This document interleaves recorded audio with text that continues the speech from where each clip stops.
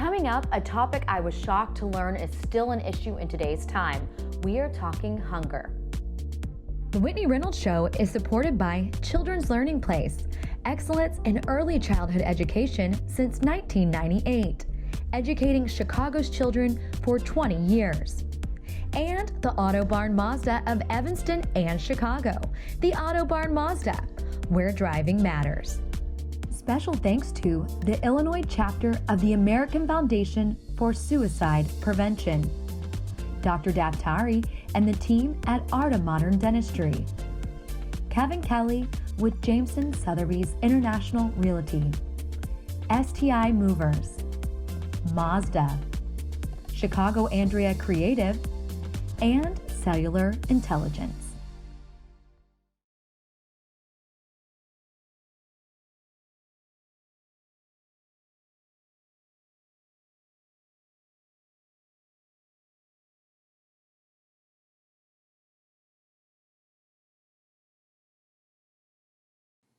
Hunger, an issue that people have been dealing with since the beginning of time, yet has us scratching our heads on why this problem has not been solved.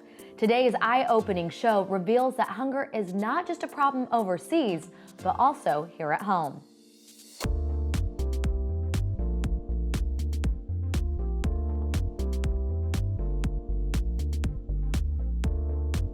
You're watching The Whitney Reynolds Show. UNICEF is a name we all know when it comes to helping children across the world. This humanitarian organization is on a mission to save lives, and part of their work involves hunger. They are here to explain how malnourishment is a scary road that can lead to deadly consequences. Welcome to the show, Kanar and Beth. Now, Kanar, how old are you? I'm 15 years old. You are 15, and how long have you been involved with UNICEF? I've been working with UNICEF for about 10 years now.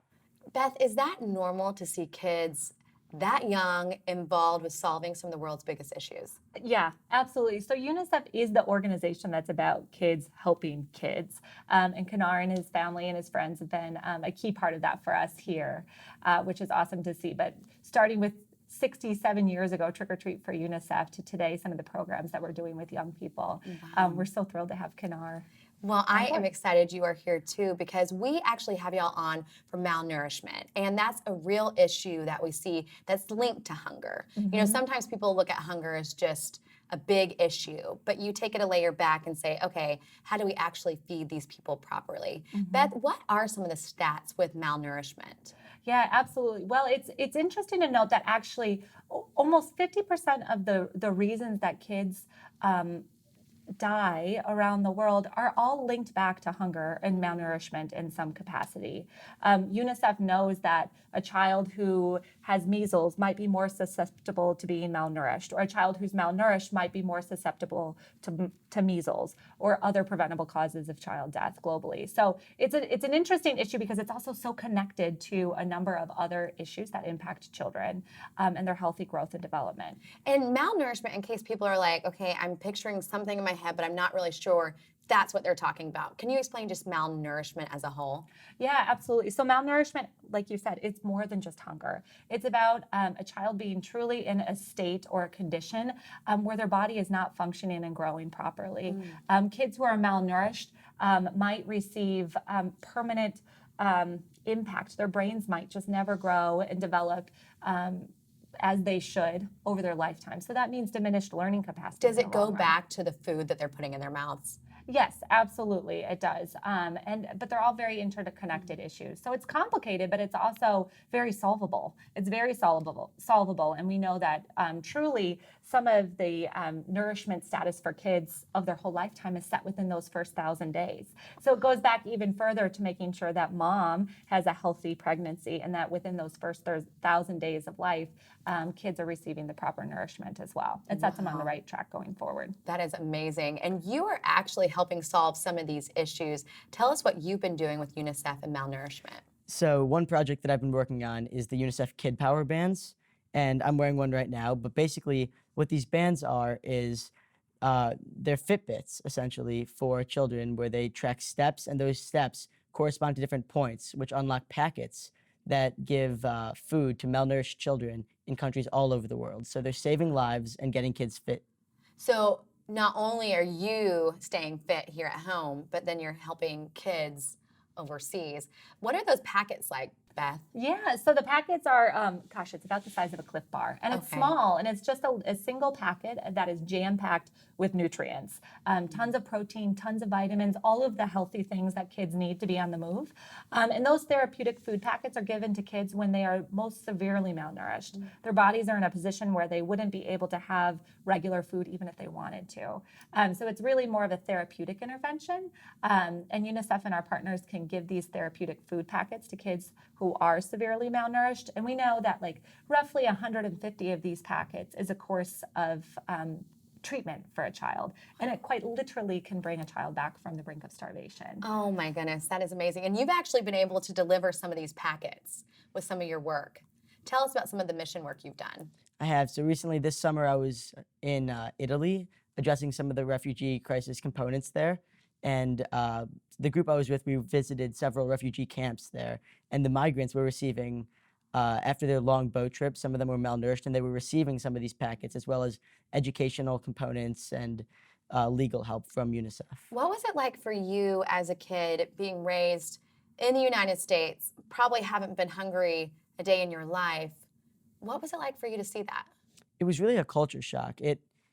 We hear about these issues a lot in the news, but to actually see them, to witness them, and to compare that to your own life means a lot.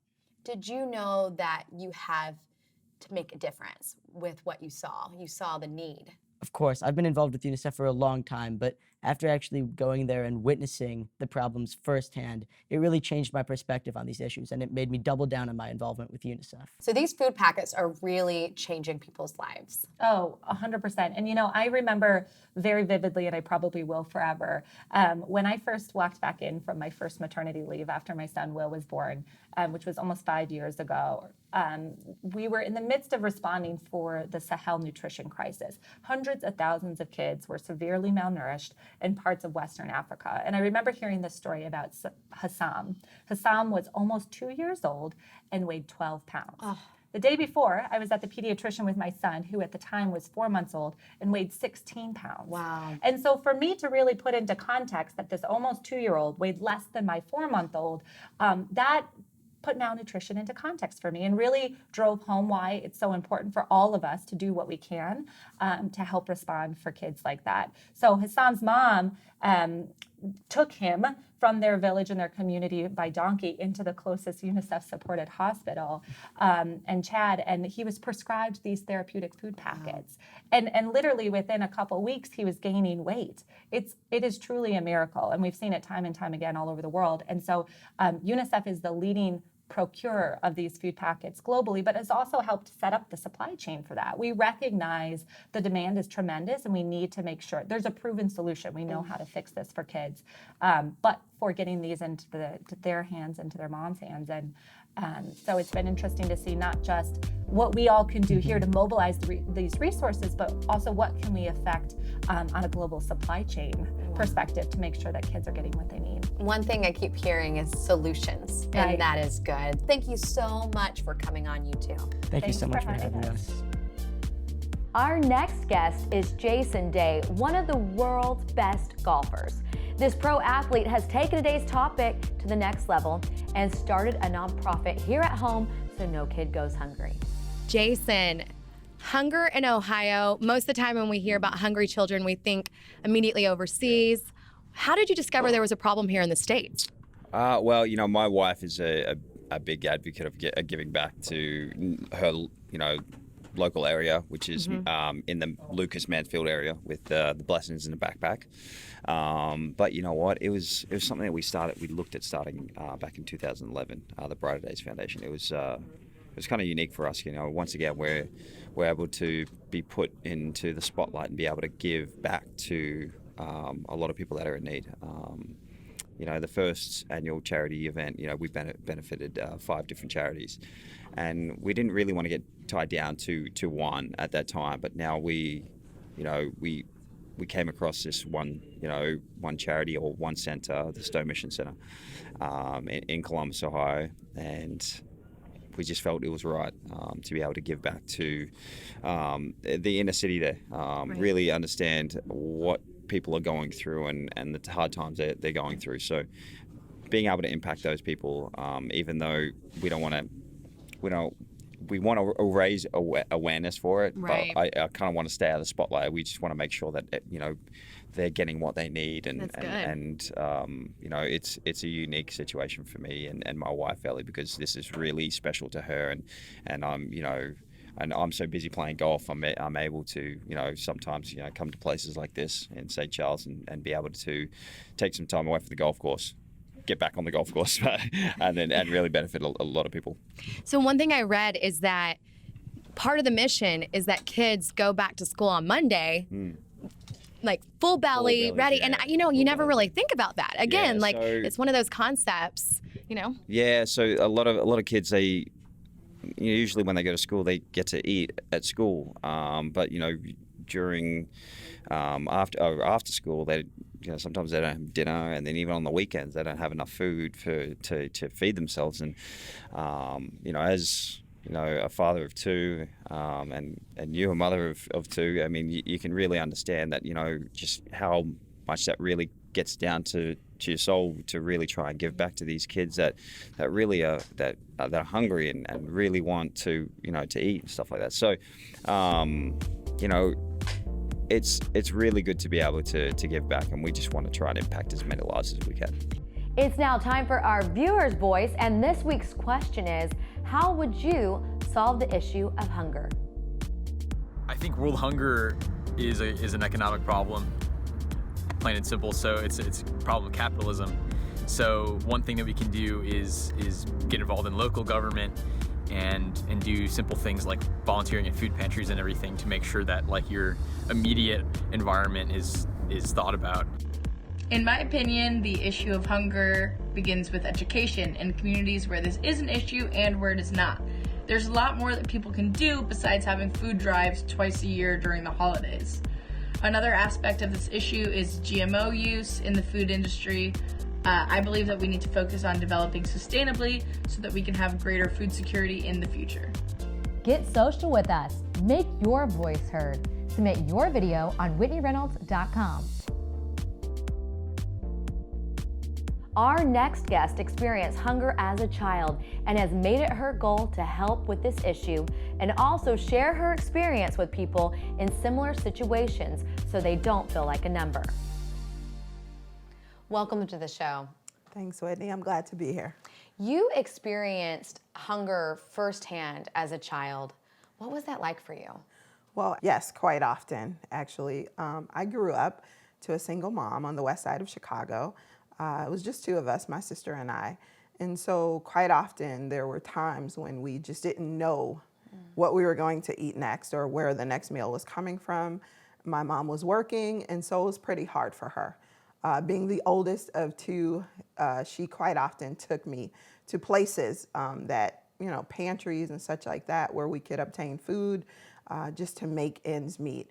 And so I just remember going to some of those food pantries and just experiencing some of the most awful things.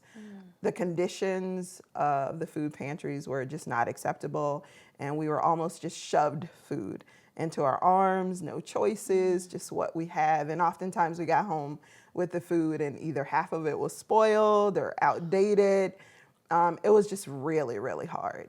And to see that as a child too, where most kids are worried about, like homework, you had a whole nother thing on your plate. Sure. You were worried about where your next meal was coming from. What was that like as a kid? Like, did it take up mental space? Did it make you more nervous as a student? So I think ultimately what it did was give me a hunger and desire to just want to do better for folks who were experiencing the same thing that I was. My mom was great about keeping us together. And so specifically for myself, it didn't put a damper on my spirits, but motivated me to want to do something for other folks. That is absolutely amazing. And going back to these food pantry conditions, was that a normal thing back in the day that some of these food pantries would just hand you whatever? Well, from what I could tell and what I remember, what I recollect is that we visited several on occasions, and they all were the same. You just got your hand out and you were sent on your way. So often people think that this hunger issue is overseas or in other countries, but to know it's happening here at home really makes you step back and think. With the food pantries, did it supply enough for y'all? So the food pantry for us was specifically trying to help us get to the next payday or next meal or whatever. So it was kind of that buffer, but it was definitely not enough because, as I mentioned, most of the food was not edible. And so we did the best with what we had. Was this common in your neighborhood at the time? I would say yes. So absolutely. other friends were going through the Sure. same thing. The same things. When you went to school during the day, was that almost a relief because meals were covered? So specifically, I think that hot lunches in schools at the time weren't the best either. So you were at a catch-22, but we did indulge in lunches and breakfasts at school and what my mom could provide at home. So not the biggest of reliefs, but another option. Right. Yeah. And you said that this fueled this mission that you were going to go on as an adult. Yes. Tell us about how you took that pain and really turned it into power in helping others. Yeah, absolutely. I'd be happy to. So actually, even as a young adult, still experiencing some food insecurity and not knowing, hey, how am I going to make this work? How am I going to do it? Visiting food pantries as a young adult. Sort of the same thing was still taking place maybe even 15 years later. So within that, you know, I sort of vowed like, okay, Lord, is this the will for my life that I make a difference in this capacity? So I decided that if I ever got into a better predicament, that I would definitely be the change in this area. That's for sure. good. Yeah. Oh, and so that's what you did. Tell us about where you are now. Okay, so first and foremost, we started a small food pantry in my home, my husband and I, and we did that by just using a small amount of our own grocery budget, and then we would just buy the food that we ate. And it was word of mouth, and then we would help folks that were in need, that were just like us, so they ate the nutritious stuff that we ate, the good stuff that we ate, and so we kind of started there. And then fast forward after having kids and being married for some time to the present day, Breakthrough Urban Ministries Fresh Market. And so it has been so rewarding because I am the Fresh Market Coordinator at Breakthrough Urban Ministries, and it is actually a food pantry, but we call it a fresh market. Oh, I love that. It's really fancy. Well, and it's nice because you have that experience of feeling like it is what people didn't want or it was spoiled, and you're making sure people don't feel like they're either a number or that they are getting leftovers. Yes. And I love the name, the Fresh Market, because that does sound really fancy. It is. Sounds like somewhere I want to shop. You should come by sometime. I love Whitney. it. And actually, it is a choice pantry in the East Garfield Park community. And tell me, Garfield Park, in case people are watching outside of Chicago, is it a community that needs a little bit of extra help? So yes, of course. East Garfield Park is one of the more impoverished communities. And so, yes, it borders the west side of Chicago, not quite downtown, but it is a community that is in need of assistance, of course. And it's right there. And you're serving the people right in that neighborhood. Yes. How does that make you feel to know that not only did you say, if my situation changed, I'd want to do this, but you're actually doing it? Well, it's really exciting.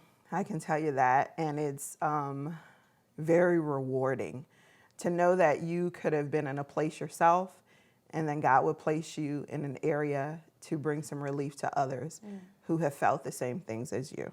And so it's been awesome. Have you had a chance to get one-on-one with kids in the Fresh Market and lean down and tell them, I was once you and I've made a change so that you could be here? Like, have you done that? Yeah, absolutely. Not just kids, but adults as well, young adults as well. So we're very, very community minded, very relational. And just think about that chain effect. That kid then will be a future you. And I think that is amazing. Well, thank you so much for coming on. You're welcome. Thanks for having me. Our Loa Sutter is putting her money where her mouth is, literally. She is a true champion for this cause. Let's welcome her out. Welcome to the show. Thank you, Whitney. It's great to be here. So we just heard from Wendy, and she's with Breakthrough as well. But you started Breakthrough Urban Ministries. How did this thought come to you? We were in a church that kept having street people come in wanting help, and so we opened up a storefront room, and I put on a pot of coffee and just got to know street people as they came in off the street. And when they came in off the street, they were hungry, they were needing help. Were you not scared to help them? No. I have never had an incident with a homeless person that has been anything but kind and loving and caring. So no, not at all. We got to know people and heard their stories, and they broke our hearts. They had some situations that had happened to them that were just so difficult, such a struggle. And the stories that you're saying, it makes a lot of sense, because unless you really take the time to get to know someone, you have no idea the path they have gone down that led them to where they are. And so often we think hunger, that can't be really happening, but you found that it was happening everywhere around you. Yeah, people came in because they wanted the hot lunch that we had, and I would make soup and sandwiches for lunch, and we had coffee always, and then I think they came in for the food, and then they stayed for the community, for the warmth, the friendship, the fellowship that they had with one another. So almost a deeper hunger as There's well. a deeper hunger. I mean, they're both very real. And we need to have that companionship and that camaraderie of people who care about us and, are there for us. We also need to eat. So often, if you live day to day and you don't have that as an issue, you sometimes don't see it. You might see the homeless person and think, well, I hope he's fed tonight, but who's really doing it if we aren't? Yeah.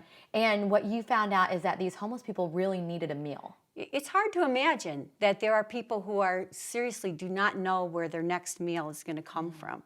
We eventually grew to provide services for homeless adults and programs for youth in the community. But what we found is that people still, even though they are part of our programs and they know they're going to have 3 meals a day, breakfast, lunch, and dinner, they'll stash food in little hidden places just in case they're hungry and they don't have anything to eat. Oh my goodness. And you, like you were saying, you provide 3 meals a day. Tell us about your program. Right. So we have 2 centers, one for men, one for women, where we provide breakfast, lunch, and dinner now every day, and then housing for homeless adults, 30 men, 30 women, and we have about 95, soon to be 95 units of supportive housing where people have their own apartments, and we're providing the resources for them. Is your goal to get these people back on their feet? Absolutely. And to get them to become contributing members of the community. And so we find that over and over, that people who've come through our programs, our homeless services programs, once they get stable, they want to give back. They want to participate in, being the resource that they have taken advantage of themselves. What do you do about kids that are in the program that are hungry? Because, we're thinking about the parents, but parents sometimes have kids. What do you do about feeding the kids? Well, we have meals for the kids in our after-school program, and of course subsidizing groceries for the families in the neighborhood, so that no kid has to go hungry. But there are many more that we don't have the capacity to provide for, and the need is great. Everybody does better when they're well fed. Right. We all do better. I mean, think about it. Just like if I miss breakfast, I'm talking one meal. Yes. I'm not a pleasant person. Right. And I need that, but I can't imagine missing multiple meals and not knowing where the next one. And that makes sense what you were saying, how they might stash it away because they would be scared. They've been hungry, and hungry is not a good place to be. You don't like that feeling.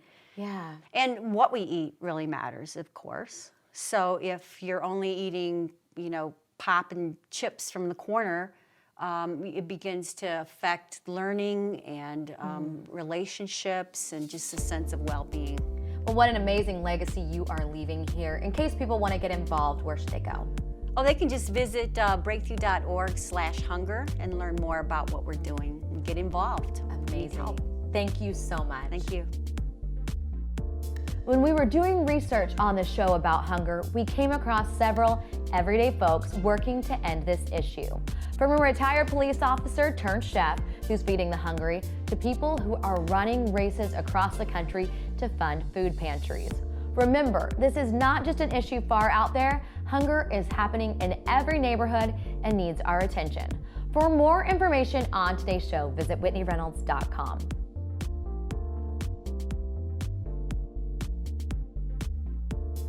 Go beyond the interview with our 52-week guide of inspiration. The book goes deeper with the stories you see right here on The Whitney Reynolds Show. To order your copy for $12.95 plus shipping and handling, go to whitneyreynolds.com/store. The Whitney Reynolds Show is supported by Children's Learning Place, excellence in early childhood education since 1998, educating Chicago's children for 20 years. And the Auto Barn Mazda of Evanston and Chicago, the Auto Barn Mazda, where driving matters. Special thanks to the Illinois chapter of the American Foundation for Suicide Prevention, Dr. Daftari and the team at Arta Modern Dentistry, Kevin Kelly with Jameson Sotheby's International Realty, STI Movers, Mazda, Chicago Andrea Creative, and Cellular Intelligence.